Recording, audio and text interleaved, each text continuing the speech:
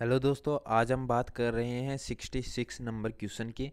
इससे पहले हमने 65 क्वेश्चन कर लिए हैं। उनके जितने भी पार्ट है वो सारे के सारे डिस्क्रिप्शन में दिए हुए हैं, आप लोग जाके देख सकते हो। तो आज का हमारा पार्ट है वो राजस्थान जीके का है। आप सभी के कमेंट आ रहे थे हिंदी और राजस्थान जीके के कम करवा दो क्वेश्चन, तो चलिए आज राजस्थान जीके के बारे में जानेंगे। तो उससे पहले बता दूं दोस्तों कि चैनल पर अगर नए हैं तो चैनल को सब्सक्राइब करें और पास में जो बेल आइकन है उसको प्रेस करें, ताकि आने वाले नेक्स्ट वीडियो का नोटिफिकेशन तुरंत मिलता जाए। आगे बात करते हैं, यहाँ पे उदयपुर के पास में स्थित आहड़ सभ्यता स्थल सर्वप्रथम उत्खनन का श्रेय किसे दिया गया था? उत्खनन यानी कि उत्खनन का जो श्रेय है वो दिया था पंडित अक्षय कीर्ति व्यास ने दिया था। पंडित अक्षय कीर्ति व्यास ने दिया था। मैं यहाँ पे आंसर ही बता रहा हूँ डायरेक्ट, तो आप लोग यहाँ पे थोड़ा सा आंसर ही देख लेना। आगे बात करते हैं, प्राचीन कालीबंगा सभ्यता पुरास्थल स्थित है, यानी कि पुरास्थल स्थित है तो कहाँ पे है? तो वो हनुमानगढ़ जिले के अंदर कालीबंगा सभ्यता है वो तो हनुमानगढ़ में है। यहाँ पे थोड़ी व्याख्या दी गई है कि यह स्थल घग्गर तथा सरस्वती नदी के तट पर स्थित है। कालीबंगा का अर्थ है काले रंग की चूड़ियाँ होती है। कालीबंगा का अर्थ होता है कि काले रंग की चूड़ियाँ। तो ये क्वेश्चन आने की संभावना है कि कालीबंगा का अर्थ क्या है, तो काले रंग की चूड़ियाँ हैं। और ये कहाँ पे है? तो हनुमानगढ़ डिस्ट्रिक्ट में है। तो चलिए आगे नेक्स्ट क्वेश्चन में बात करते हैं। तो नींबू की खेती के लिए निम्न भूमि का पीएच मान होना चाहिए। तो नींबू की खेती के लिए पीएच मान पूछा गया है, तो यहाँ पे 5.5 से 6.5 होगा, यानी कि 5.5 से 6.5 होगा। तो एक नंबर आंसर है वो राइट होगा। आगे बढ़ने से पहले बता दूं दोस्तों कि अभी तक वीडियो को लाइक नहीं किया तो प्लीज़ वीडियो को लाइक कर दीजिए और अपने फ्रेंड्स को शेयर करना। और लाइव क्लास का टाइम है वो दोस्तों 8 बजे का शाम को, तो 8 बजे लाइव क्लास डेली की लग जाएगी, आप टेंशन ना लीजिए। आगे बात करते हैं, महाराणा प्रताप जो कालीन मेवाड़ का अंतिम राजधानी थी, जो महाराणा प्रताप के काल में जो अंतिम राजधानी कौन सी थी? तो चावंड थी, यानी कि चावंड थी जो लास्ट के अंदर थी। यहाँ पे बताया गया है 1586 ईस्वी में महाराणा प्रताप की चावंड अपनी आपातकालीन नई राजधानी स्थापित की गई थी। आपातकालीन स्थापित की गई थी। अगले 28 वर्षों तक मेवाड़ की राजधानी वही रही थी और अंतिम दिन तक यही बताई जाएगी। यानी कि 28 वर्ष तक यही राजधानी यानी चावंड रही थी और चावंड को ही यानी कि बताया जा रहा है लास्ट तक। उसके बाद में कोई भी राजधानी नहीं बनी।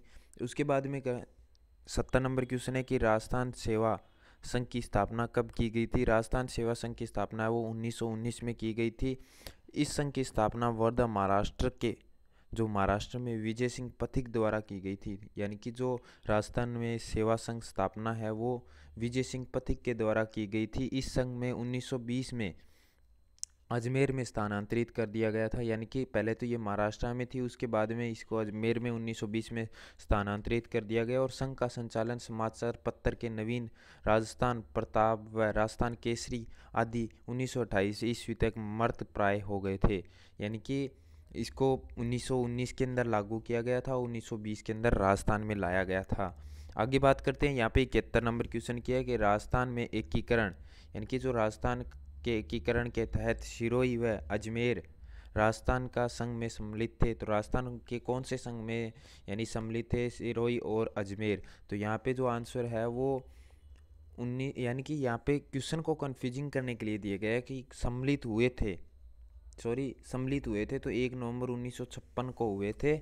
और एकीकरण के अंतिम वह 7वें चरण के अंतर्गत राजस्थान में वर्तमान स्वरूप आया था और केंद्र शासित सिरोही का पूरा भाग और अजमेर का मेरवाड़ यानी कि फजल है वो लास्ट के अंदर फजल अली समिति का सिफारिश पर टुनेल टप्पा मध्य प्रदेश के मद्रास जो मंदसौर जिले के भाग राजस्थान में मिलाया गया और कोटा का एक भाग जो सिरोज के क्षेत्र मध्य प्रदेश में दिया गया था। यानी कि कुछ क्षेत्र मध्य प्रदेश से राजस्थान में आया गया था और कुछ जो राजस्थान का था वो मध्य प्रदेश में मिलाया गया था। तो इस तरह से जो एकीकरण किया गया था। आगे बात करते हैं, मेवाती बोली बोली जाती है। मेवाती कौन से क्षेत्रों में बोली जाती है? तो मेवाती है वो अलवर, धौलपुर, भरतपुर, करौली, इन 4 डिस्ट्रिक्टों में मुख्य रूप से बोलने को यानी देखने को मिलती है। जो मेवाती बोली है वो पश्चिमी हिंदी एवं राजस्थानी के बीच सेतु के रूप में कार्य करती है और चरणदास के शिष्यों दयाबाई व सहेजोबाई की रचना मेवाती बोली है। यानी कि मेवाती बोली है वो किसकी रचनाएं हैं? तो दयाबाई और सहेजोबाई की रचनाएं हैं। आगे बात करते हैं, कृषि कार्य में गोफना। मैंने ये पहले काफ़ी बार बताया है, इस पे एक राजस्थान जीके की एक वीडियो बनाई हुई है, आप प्ले लिस्ट में जाके चेक कर सकते हो। गोफन का उपयोग किया जाता है। गोफन क्या होता है, यानी कि यहाँ पे व्हाट इज़ दिस गोफन। तो यहाँ पे इस गोफन का पूछा गया है। तो गोफन है वो मैंने बताया था पहले कि फसल को नुकसान पहुँचने से पक्षियों को जो भगाने का तरीका होता है उसको गोफन कहा जाता है, यानी कि गोफन कहा जाता है। आगे बात करते हैं। 74 नंबर क्वेश्चन है, बिश्नोई मत प्रवर्तक थे तो कौन थे? जम्बो जी थे, यानी कि जम्बो जी है बिश्नोई समाज के प्रवर्तक। आगे है संत मीरा, यानी कि जो संत मीरा है वो इसकी आराधना तो भगवान कृष्ण की थी। आगे बात करते हैं। लोक देवता पाबू जी ने अपना जीवन दिया था। लोक जो लोक देवता पाबू जी हैं इन्होंने जीवन दिया था तो वो गोवंश की रक्षा के लिए दिया गया था।